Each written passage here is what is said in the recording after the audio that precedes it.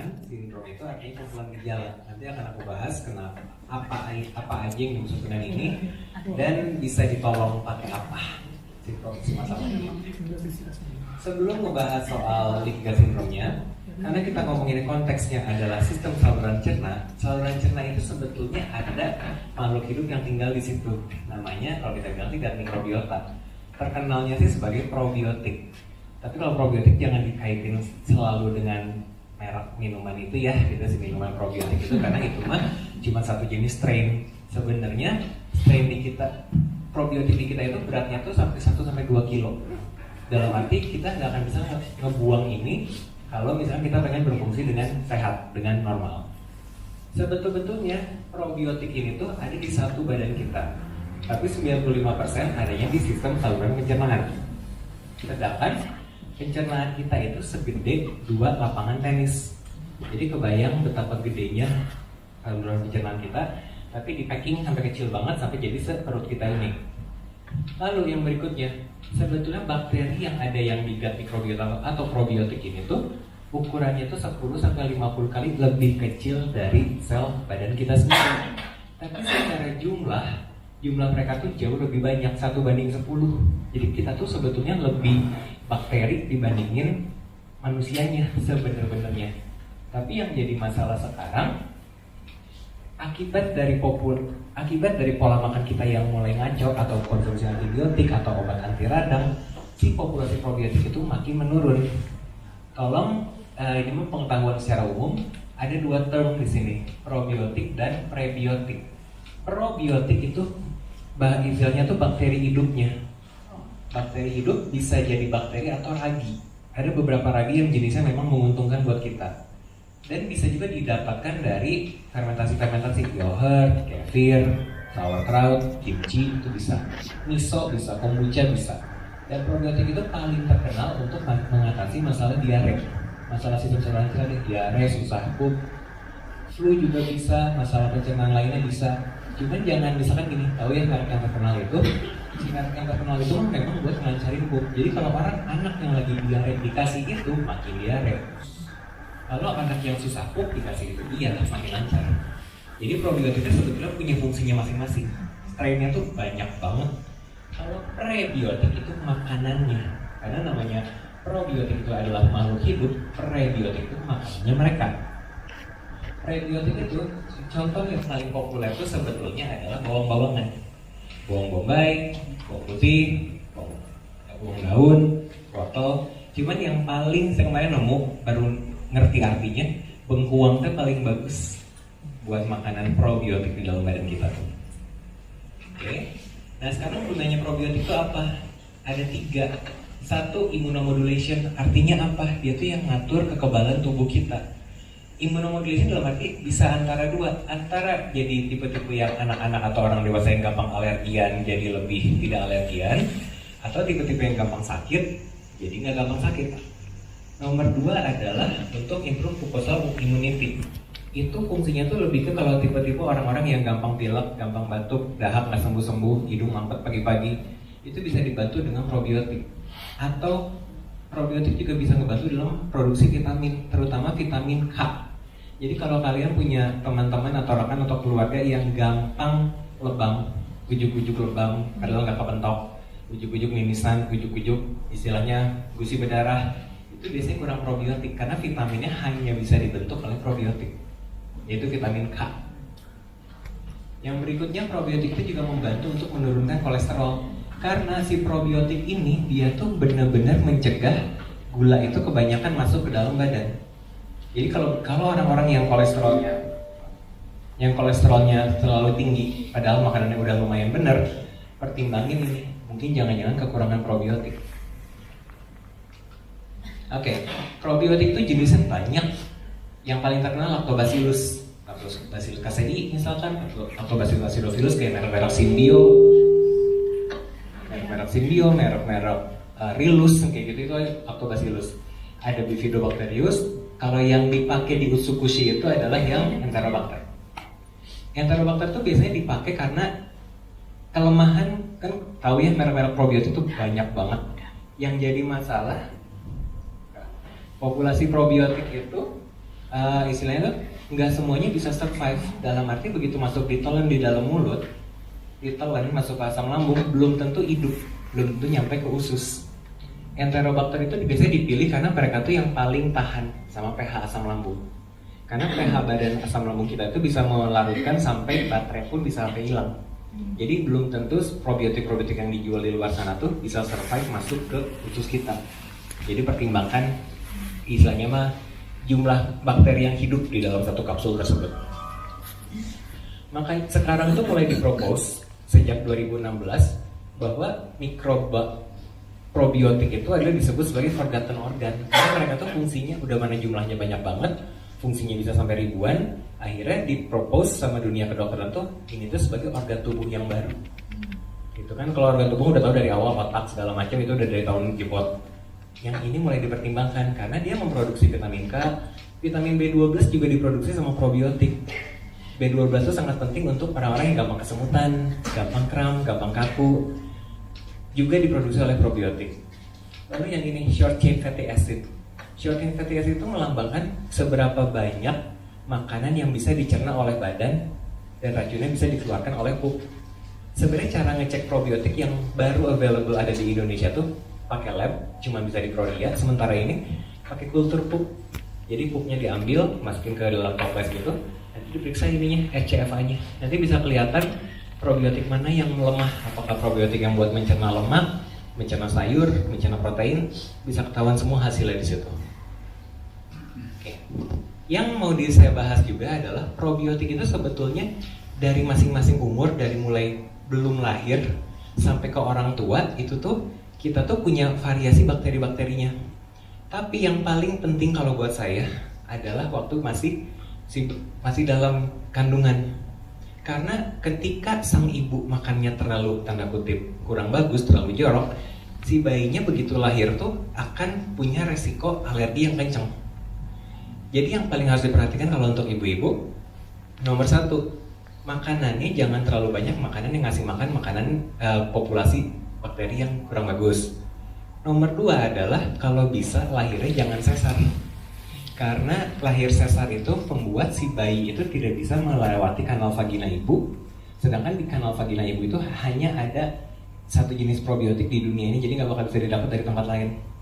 Kalau di Filipina, waktu kemarin saya ngobrol sama teman-teman saya dokter anak, di Filipina itu sengaja walaupun sesar, si vagina ibunya tuh bakal dikodok istilahnya, terus dapetin mukosanya, terus dibalurin ke si bayinya demi dapetin si probiotiknya itu. Kalau misalkan udah terlanjur, ya udah berarti tahapan berikutnya. Kalau udah terlanjur sesar yang nggak dibalurin si istilahnya mukosanya itu adalah minumnya harus ASI, jangan sulfur. Karena kalau ASI akan membangkitkan diversity atau keberagaman dari si bakteri-bakteri baik. Jadi kalau bisa sebisa mungkin jangan susu formula. Nomor 3 adalah di kehidupan, pernah dengarnya 1000 hari pertama adalah istilahnya yang paling penting buat bayi, karena ini diversity-nya. Karena jadi kalau si bayi atau si anak udah dikasih antibiotik duluan, antibiotik itu membunuh bakteri baik, bakteri jahat kebunuh, tapi bakteri baik juga kebunuh. Jadi anggaplah kayak misalkan normalnya tuh 3 triliun probiotik di dalam badan kita. Begitu minum amoxicillin yang paling ringan, cuman seminggu, itu setengahnya tuh kebunuh. Jadi dari 3 triliun tinggal 1,5. Kalau di Eropa, cara setelah minum amoxicillin seminggu, si pasien-pasien harus minum probiotik 6 bulan. Cuman buat demi seminggu yang antibiotik itu. Jadi makanya kebayang kalau misalkan kita yang udah istilahnya sudah tua lah ya istilahnya, terus kebanyakan udah dibombardir antibiotik dari zaman kecil, ya wajar kalau kita punya gejala-gejala yang nanti akan saya bahas. Oke, kalau kita bahas soal tadi sudah friendly bacteria, yang Lactobacillus, Bifidobacterius, Enterococcus segala macam. Kalau yang unfriendly bacteria itu adalah paling populer itu Candida. Kalau cewek enak, misalnya berarti kelihatan. Kalau udah kebanyakan Candida, keluhan paling simpel adalah keputihan. Kalau cowok biasanya paling cuma bisa ngeluhnya paling antara gampang sariawan, habis makan jadi kembung, jadi begah. Itu termasuk salah satu gejala terlalu banyak yang unfriendly bacteria. Atau misalkan sendawa nggak berhenti, kentut nggak berhenti setelah malam, makanya udah lama. Kesannya kayak, oh saya teh masuk angin. Bukan masuk angin sih, gasnya kebanyakannya dari sini, dari unfriendly bacteria. Oke. Ini sih nanti kan filenya berada di Kobody, jadi bisa baca. Sebenarnya masing-masing dari probiotik itu punya fungsinya masing-masing. Nah, yang mau saya bahas sekarang, ini kemarin kan saya baru seminar di Bangkok sama seminar di Jakarta. Sedikit happy karena akhirnya Universitas Indonesia atau UI akhirnya mengakui adanya leaky gut syndrome setelah 7 tahun. Jadi memang kelemahan kita dokter-dokter di Indonesia tuh begitu ada ilmu baru ditentang duluan. Tapi begitu si penelitian Amerika, Eropa semua ngarang situ, baru mereka mengakui, oh ternyata bener ada. Ayo kita teliti. Kalau telat gitu ya, kalau semua orang udah heboh. Yang diakui, bahasa yang diakui di dunia kedokteran itu bukan leaky gut syndrome, tapi bahasa gut dysbiosis. Dysbiosis itu artinya adalah kondisi yang terjadi di dalam usus kita ketika si bakteri yang oportunis, namanya oportunis kan istilahnya tuh mengambil kesempatan dalam kesempitan, itu jauh lebih banyak dibandingkan dengan bakteri baik. Gejala-gejalanya tuh ini banyak. Kalau mau dibagi, istilahnya mah dibagi 4, kalau dibagi 5 kalau saya. 1, kalau nerangin ke pasien, keluhannya keluhan pencernaan. Entah gampang kram, susah pup, diare, heartburn tuh yang GERD, asam lambungnya naik sampai ke atas sampai berasa kayak kecekan. Gas, kembung, itu bisa. Atau masalah kulit, jerawat, beruntus, bisul, eksim, psoriasis, itu juga bisa. Atau masalah mood, biasanya banyaknya di anak-anak, susah konsen, cemas, memori kurang bagus, hiperaktif, ADD, autism, itu semua nyambungnya ke sini. Lalu masalah syaraf, gampang kram, gampang kaku, gampang pegel, gampang linu, semua di sini juga. Yang terakhir masalah pernapasan, alergi, asma, sesak napas, itu semua dari situ. Atau dahak nggak sembuh-sembuh. Pernah ketemu nggak orang yang kerjanya yang dahaknya kayak nggak bisa keluar? Itu juga sama gara-gara dysbiosis. Atau yang orang yang kerjaannya pagi-pagi bersin nggak berhenti, baru pas kena matahari baru istilahnya agak reda, sama dari sini juga dysbiosis. Jadi sebenarnya si dysbiosis atau leaky gut syndrome apapun itu penyebab dasarnya adalah dari populasi bakteri atau yang kurang bagus itu terlalu banyak. Nanti dibahas kenapanya. Oke. Nah, kalau berhubung judulnya kan leaky gut syndrome, karena leaky gut syndrome itu kalau misalnya di Google memang munculnya bahasanya untuk awam. Makanya saya bahas tentang ini dulu. Jadi, kalau misalkan bisa dilihat dari gambar ini adalah penampang usus. Jadi usus itu sebetulnya begitu makanan itu masuk dari lambung, dia akan difilter dulu oleh si benteng ini. Jadi benteng ini tuh sepanjang yang tadi saya bilang 2 lapangan tenis, ini tuh ada benteng-benteng kayak gini. Antar benteng ini ada gerbang, kita nyebutnya namanya tight junction. Jadi ketika ada makanan yang masuk, anggaplah si yang biru-biru ini, begitu makanan masuk itu harus difilter dulu mana yang bagus, mana yang enggak. Dalam arti misalkan nasi itu memang ada glukosa, fruktosa, sukrosa, serat. Itu bisa disebut sebagai nutrisi untuk tubuh kalau dibelah duluan.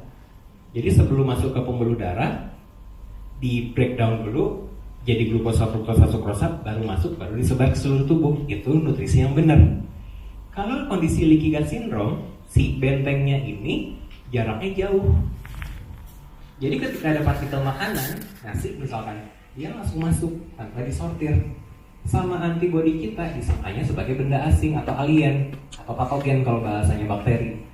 Dihancurkan, timbullah peradangan yang tadi gejala-gejalanya. Kenapa gejalanya bisa sangat bervariasi? Karena si pembuluh darah itu kan membawa, istilahnya ngebut gitu ya, maksudnya untuk mentransfer nutrisi kemana-mana. Makanya gejalanya bisa macam-macam. Jadi kalau misalkan ada teman, saudara yang keluhannya kembung iya, alergian iya, itu kan nggak nyambung.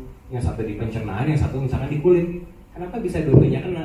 Ya karena si racunnya itu dibawa kemana-mana. Nah sekarang apa yang membuat si bentengnya itu jadi menjauh? Nomor 1 adalah gandum. Jadi konsumsi gandum itu ya semua, mau barley, mau havermut, muesli, oat, roti gandum, roti putih, mie, kue segala macam, akan langsung membuat begitu si molekul gandumnya lewat, si bentengnya ini akan langsung kebuka. Jadi nyebabin ketika ada partikel makanan masuk, langsung disebar ke seluruh tubuh sebagai racun. Makanya kenapa anak-anak autis nggak boleh makan gandum, penyebabnya ini, di leaky gut ini.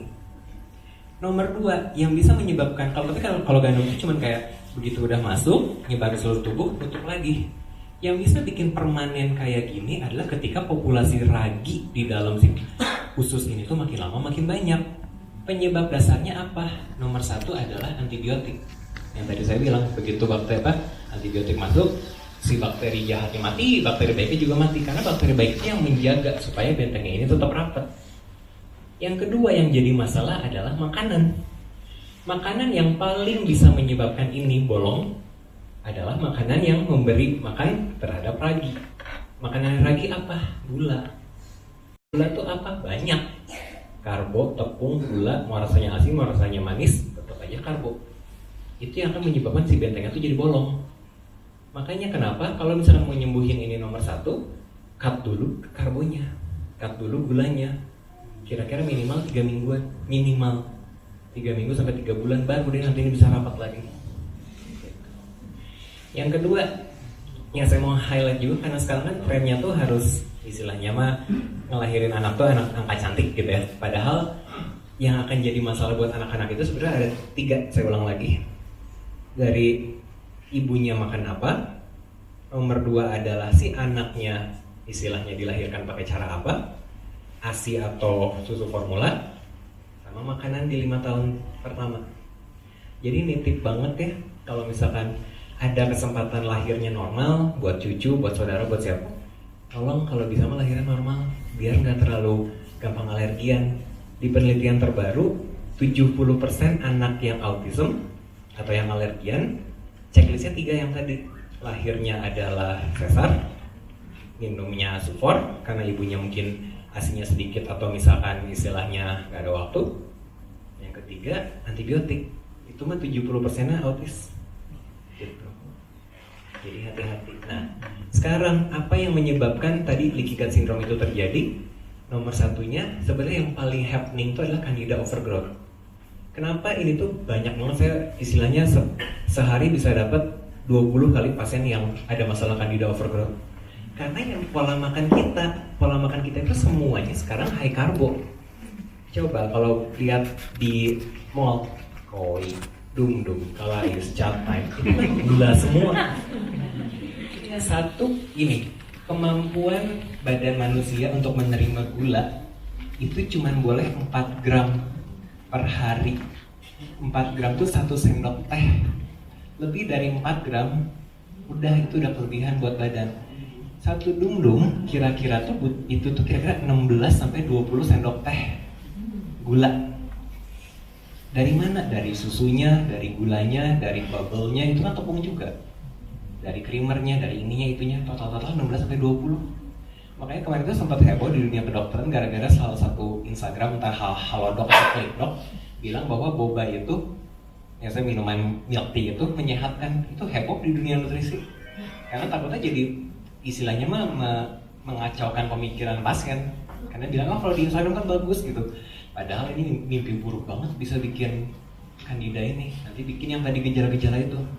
Nomor 2, alkohol.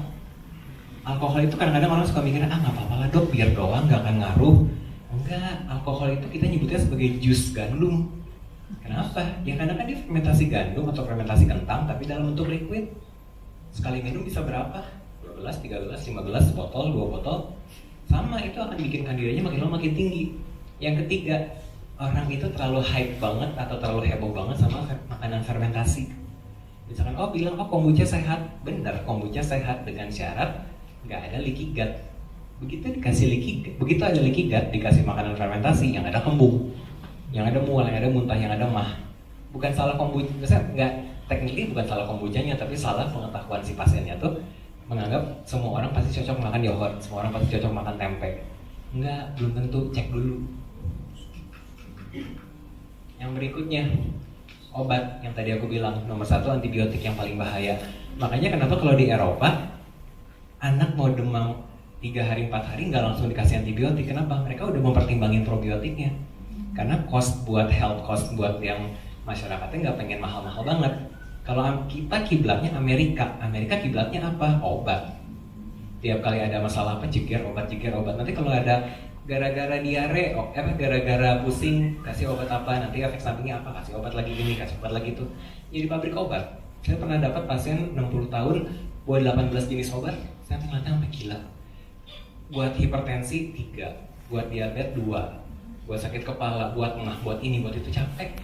Padahal begitu dibenerin makanannya, setengahnya hilang, setengah obatnya. Ya udah dibenerin probiotiknya, semuanya hilang. Jadi makanya tolong, kalau memang teman-teman di sini pengen sehat, ya apa boleh buat. Definisi sehat nomor 1 adalah kandidanya jangan banyak-banyak. Jadi yang paling harus dilakukan nomor 1 adalah karbonya mulai dikurangin. Stres juga mempengaruhi. Ini paling ribet karena namanya hidup, namanya manusia pasti stres. Yang jadi masalah ketika si badan, aku loncat dulu ya. Ketika badan itu terlalu banyak, sistem pencernaan itu terlalu banyak ragi atau terlalu banyak kandida, ada populasi satu hormon namanya serotonin yang ngedrop. Serotonin itu adalah happiness hormone. Orang-orang yang serotoninnya drop, nomor 1 keluhannya apa? Kalau emosi, lapar, sedih, lapar, marah, lapar, galak, apapun lah, pokoknya semua butuh makan. Lagi bosan, makan. Beres presentasi, makan, gitu kan. Itu emotional eater namanya. Nah, si serotonin ini hanya bisa diproduksi oleh bakteri baik dengan syarat ususnya normal. Kalau tadi ada leaky gut, langsung 95% drop langsung. Nah, badan itu tahu secara alam bawah sadar cara naikin serotonin paling natural adalah dengan cara naikin insulinnya. Insulin hanya akan naik kalau kadar gula darah lebih dari 4 gram yang tadi saya bahas. Makanya kenapa kalau orang stres larinya makan karbo. Mau asin mau manis sama aja, dan sama-sama karbo dalam badannya. Cuman pembenaran kitanya, dari ini mah asin, nggak akan bikin gue jadi gendut, nggak akan dirubahnya ujung-ujungnya gula-gula lagi. Nah, yang berikutnya yang jadi masalah sebenarnya, nah, si gula ini sifatnya memang adiktif. Adiktifnya pakai banget.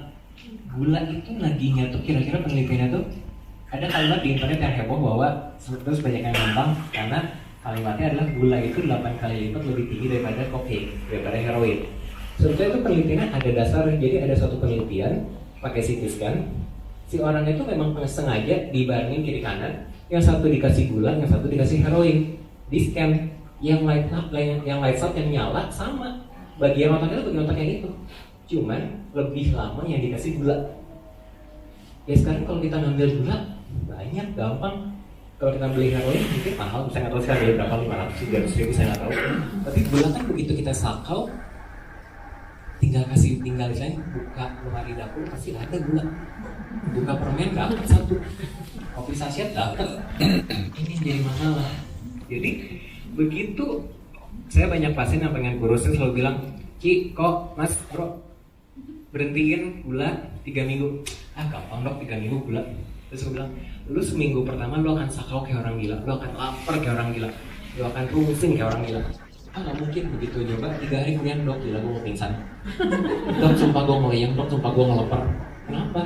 Karena sebenarnya badan kita itu gak butuh gula, otak kita yang butuh gula. Otak kita mikir bahwa gula itu happy, bikin happy. Kenapa? Yang tadi serotonin hanya akan naik kalau gulanya naik gitu. Jadi, tapi akhirnya jadi lingkaran setan. Kita makan gula bikin edik, si gulanya begitu naik langsung insulinnya heboh, insulin langsung bikin turun, begitu turun badannya sakau lagi. Itu lingkaran setan lagi.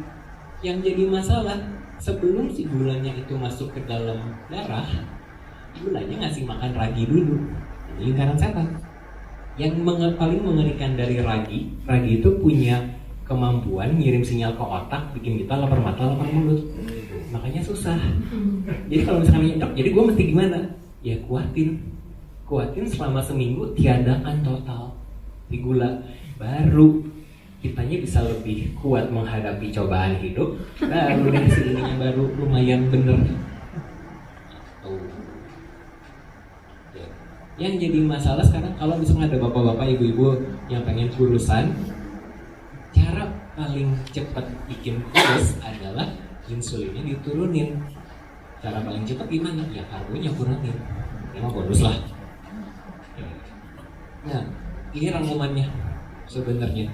Jadi awal-awalnya leaky gut itu terjadi nomor 1 karena high blood glucose atau masalah hormon-hormon lainnya, atau masalah obat sebenarnya. Menyebabkan gangguan di benteng usus tadi.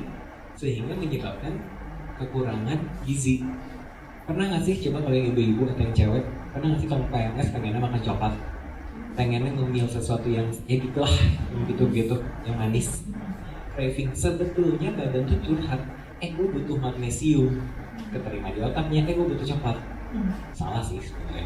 Atau misalkan gue butuh yang asam, atau gue butuh yang gurih, yang asin, keterimanya makan keripik, sebetulnya butuhnya kalium. Jadi badan tuh cuma punya kemampuan bikin kita tuh craving sesuatu, kitanya harus pintar-pintar itu sebenarnya butuhnya apa. Nah, kalau misalnya kita kasih makanannya yang salah, versi penyakit paling mengerikan dari leaky gut adalah autoimun. Karena si makanan yang harusnya menutrisi tubuh kita malah bikin antibodi kita makin lama makin error, makin korslet. Jadi harusnya imun itu kerjaannya menghancurkan bakteri, begitu dia tidur lagi, dia patroli lagi. Ini mah kan, misalnya gini, kita nggak akan dengan sengaja menelan bakteri yang bikin tipes. Tapi kalau masalah roti, mie, patah, kita yang tahu-tahu aja. Nah, jadi ketika partikel-partikel itu tidak disortir terlebih dahulu, si antibodi kita itu akan terus-terusan nyerang, akhirnya naik level. Dari yang asalnya normal menjadi, dari imun normal jadi hiper, dari hiper jadi auto. Itu banyak banget kejadiannya sekarang. Saya sampai bingung 5 tahun terakhir ini banyak anak-anak yang akhirnya banyak yang autoimun, psoriasis lah, eksima, rheumatoid arthritis lah, rheumatik gitu. Padahal mereka masih kecil, ya karena pola makan dari kecilnya dari si ibunya yang mulai ngaco. Nah, jadi kalau misalkan kita mau jadi apa yang harus diperbaiki, nomor satu leaky gut repair process itu di negara manapun itu ada konsensus bahwa ada 4 R yang harus dibenahin. R nomor 1 itu adalah remove makanan atau zat-zat yang memang bikin kacau. Ya, nomor 1 antibiotik, nomor 2 si tepung, si gula, karbo itu ditiadakan. Nomor 2 replace. Gini, yang suka orang tidak menyadari soal asam lambung. Asam lambung itu super penting. Kalau misalnya kalian dok, saya punya asam lambung, saya punya mah, saya minum kayak lansoprazol, omeprazol, ranitidin, tapi kok nggak sembuh-sembuh? Karena sebetulnya masalah asam lambung itu dibagi 2. Ada yang kekurangan asam lambung loh, jadi nggak semuanya kelebihan asam lambung. Cara paling gampang ngeceknya, coba kalau lagi lagi kerasa nggak enak, lagi seel, coba isi makanan atau coba minum obat si lansoprazol atau ranitidin. Makin enak atau makin nggak enak? Kalau makin enak bener, asam lambungnya memang tinggi. Tapi kalau makin nggak enak, itu berarti asam lambungnya udah kurang, justru butuhnya cuka apel. Jadi kebalik gitu. Makin minum lansoprazol, makin minum ranitidin, makin makin kebuka tuh si katupnya. Jadi hati-hati. Jadi kenapa maksudnya replace itu lebih ke replace enzim, replace HCl itu asam lambung, karena banyak kasus orang-orang leaky gut itu justru karena sudah hipo, sudah kekurangan asam lambung. Yang ketiga, reinoculate. Reinoculate itu adalah mengganti si bakteri-bakteri yang sudah pada mati atau sudah kekurangan dengan probiotik baru. Jadi boleh minum usukusi, boleh nawarin usukusi, tapi remove sama replace jalan juga. Percuma kalau misalkan, oke bu, nih probiotiknya bagus banget nih begini-begini, pas diminum kenapa nggak ada hasil? Ya makanannya masih banyak yang salah, ya si enzimnya masih belum benar, ya gimana caranya si badan tuh mau kerja dengan baik? Nah, yang berikutnya repair. Kalau pernah dengar ada suplemen glutamin buat ngebenerin sistem pencernaan, betul, bagus dengan syarat 3 ini udah dijalanin, baru boleh masuk glutamin, baru boleh fish oil. Karena banyak pasien-pasien saya langsung loncat ke fish oil karena dengar, oh katanya omega 3 bagus buat turunin peradangan, begitu makan malah jadi jerawatan. Kenapa? Ya karena si yang tadi si bentengnya itu kan lagi pada bolong-bolong nih. Jadi kebayang nggak sih kita ngasih satu suplemen, maksudnya pengen diserap, tapi karena yang memprosesnya tuh ngaco, kurang banyak, akhirnya yang masuk jadinya racun. Gitu. Jadi kalau misalkan pas lagi jualan tiba-tiba kenapa gue makan ini jadinya malah error, jadinya malah keluar yang aneh-aneh, malah jadi kram, malah jadi apa? Yang tadi, karena leaky gut-nya masih belum benar. Gitu. Sudah. Nah jadi cara untuk memperbaiki metabolisme atau sistem saluran cerna kita, yang kalau yang buat awam paling simpel adalah banyakin makan sayur. Tapi kalau bisa sayurnya bener-bener sayur ya, jangan dikasih mayones, jangan dikasih kimpai gitu, cuma sama aja bohong. Salad asli boleh. Yang kedua, masukin istilahnya tuh bone broth. Bone broth itu kaldu tulang yang digodok pakai slow cooker 12 jam, 24 jam. Itu bagus banget. Ya salad mustard tuh sponsor dari Sylvie, silakan. Terus ini eliminate sugar and simple carbo. Banyak pasien saya yang nanya gini, dok kalau misalkan gulanya diganti gula merah gimana? Gula pasir, gula jawa, tropicana slim sama aja, nggak ngaruh. Itu mah nggak bodoh diri sendiri. Terus reduce harmful patogen itu mah sebenarnya sih ya kalau bisa mah lebih ke masukin probiotik itu gampang. Nah kalau kita ngomongin soal pernah dengar intermittent fasting, puasa yang berkala. Jadi bukan kayak puasa orang muslim yang misalnya dari jam 4 subuh sampai jam 6 maghrib nggak makan, bukan. Intermittent fasting itu lebih ke makan itu cuma dijadwal misalkan 3 kali sehari, ya cuma 3 kali. Jadi misalkan jam 8 pagi, jam 2 sore, jam 2 siang, sama jam 8 malam. Tujuan intermittent fasting itu sebenarnya adalah membiasakan badan supaya nggak ngemil. Karena kalau ngemil, walaupun kita bilang ngemilnya buah, ya kalau buahnya yang dimakan tuh tinggi gula, kita harus makan lagi. Gitu. Jadi makanya kenapa sebenarnya intermittent, kalau misalkan mau memperbaiki sistem pencernaan paling gampang, paling simpel aja daripada ribet, diet keto tapi tanpa dairy. Diet keto kan dia nggak makan karbo sama sekali, nggak makan gula sama sekali, nggak makan tepung sama sekali, udah cocok. Cuman bedrocknya keto sama memperbaiki sistem pencernaan, dia boleh butter, dia boleh keju. Sedangkan untuk orang-orang yang leaky gut biasanya sensitif sama dairy. Jadi begitu diet keto biasanya pada meledaknya di jerawat, di rontok, di bisul, ya karena masih ada leaky gutnya. Ini piramida yang sengaja aku masukin, ini mah piramida keto sebenarnya. Jadi kalau piramida keto paling bagus buat memperbaiki leaky gut, karena yang paling harus banyak dimakan itu adalah good fat. Alpukat, kelapa, olive oil, MCT itu bagus, cuman minus di dairy-nya, produk susunya. Lalu sayuran yang dipilih emang sayuran yang rendah gula. Kalau di Google mah bahasanya adalah low glycemic fruit. Paling populer berry. Paling gampang strawberry, blueberry, blackberry, raspberry, goji berry boleh, tapi jangan yang dried, jangan yang kering. Karena kalau buah itu dikeringin gulanya naik 3 kali lipat. Itu malah bikin raginya makin subur. Lalu lemon jelas, lime boleh. Tambahan kalau buat di kita, nah kalau mulai menganggap alpukat dan kelapa itu bukan buah, karena mereka lebih banyak lemaknya dibandingin si gulanya. Jadi mereka mulai berusaha menggeser ke sini, tapi ini sebenarnya masih tetap boleh dimakan. Tapi jangan pakai susu kental manis dan kawan-kawan deh, sama gitu. Terus yang berikutnya nah ini, kalau sayur digulai sama di kita biasanya ya dibagi 2. Kalau bahasa bule starchy sama non starchy. Kalau bahasa kita party dan non party. Non starchy itu maksudnya lebih ke sayuran yang bener-bener selada, brokoli, pakcoy yang daun. Kalau yang starchy itu kentang, ubi, singkong kayak gitu. Itu dihitungnya sebagai yang tinggi gula. Jadi hati-hati, jadi bukan semua sayur aman atau sayurnya benar-benar sayur daun. Kalau yang udah kentang, ubi, talas, ketela, apapun itu nggak boleh. Naik level lagi masalah protein. Nah, kan kalau diet keto yang terkenal mah kan boleh makan daging sebanyak-banyaknya. Itu teh kurang tepat karena sebetulnya daging itu kalau lebih dari 150 gram per kali makan, lebih dari 150 gram, dagingnya dirubah jadi gula di dalam badan. Memang sistemnya sudah begitu dari awal, nggak bisa ditawar.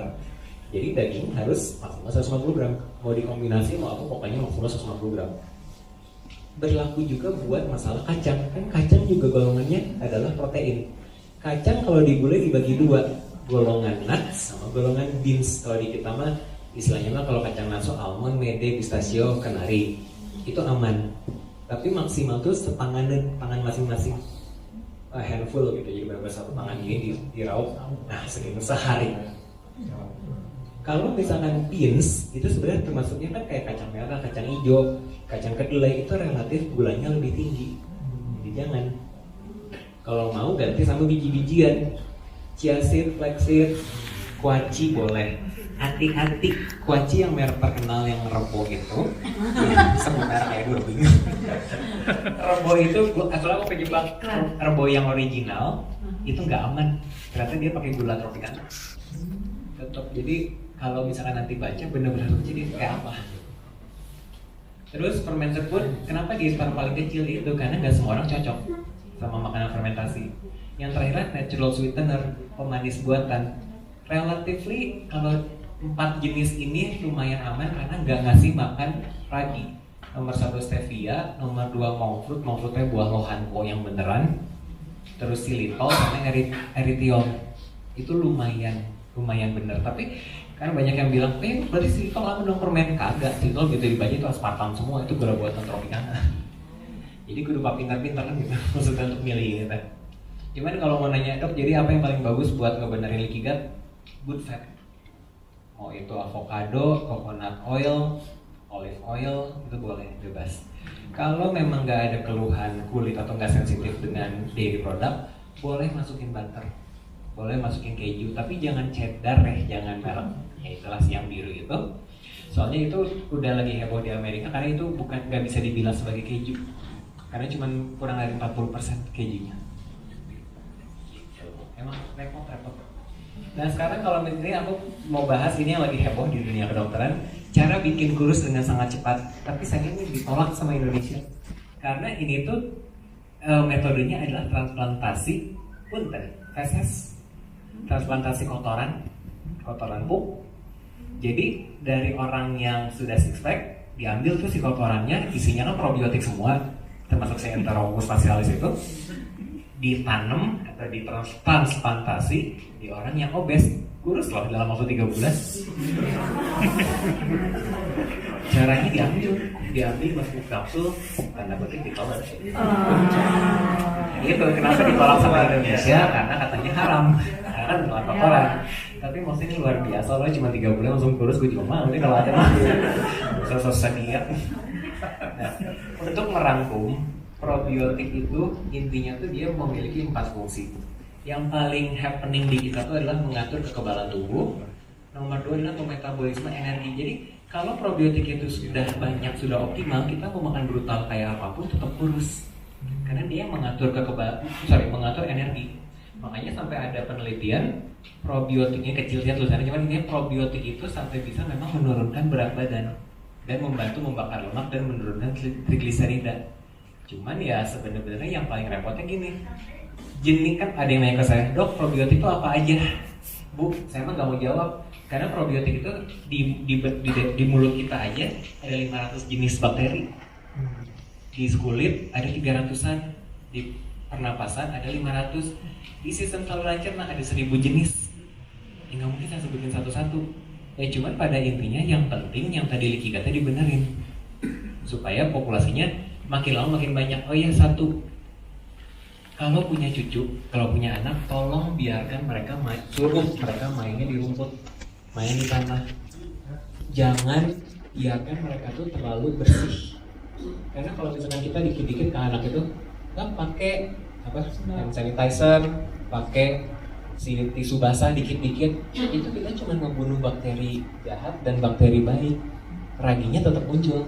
Makanya rata-rata pasien-pasien anak saya, maksudnya yang alergian, begitu ditanya sama ibunya, kerjanya itu dikit-dikit antis, dikit-dikit apa gitu. Yang ada makin lama, makin bersih, tanda kutip makin bersih itu malah makin gampang sakit. Karena antibodi kita tuh tipe yang harus dilatih sama kayak tentara perang.